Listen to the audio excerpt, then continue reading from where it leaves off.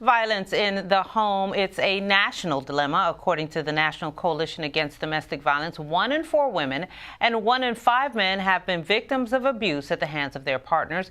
And according to the Maryland Network Against Domestic Violence, the county is #1 when it comes to partner abuse-related homicides. In the first quarter of this year alone, 8 residents were killed during a domestic violence incident. NeShante Davis and her daughter, Chloe, were victims.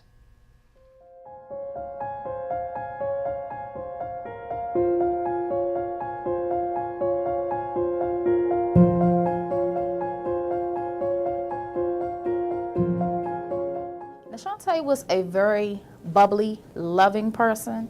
She loved everybody that she came in contact with, regardless as to who you were, what your position was, what you did. She just loved everybody, and everybody loved her as well.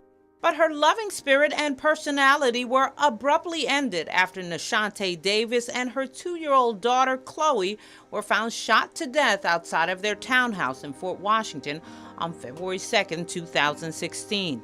Neshanna Turner recounts that dreadful day she learned her sister and niece were killed.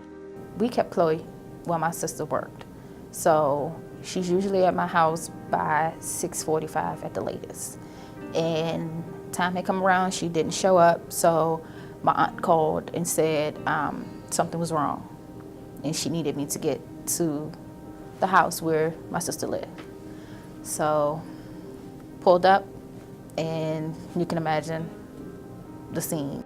Days later, police arrested Chloe's father, Damon Boswell Johnson, of Forestville, for their murders. The 25-year-old confessed that he was angry that he was ordered to pay $600 in monthly child support payments.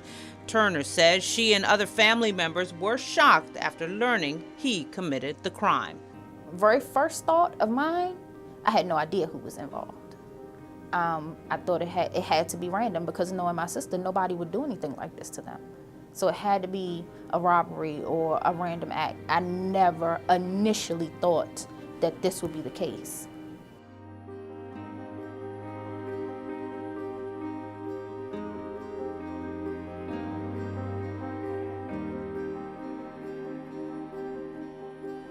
CTV News will have a series of reports on this issue as the nation observes Domestic Violence Awareness Month.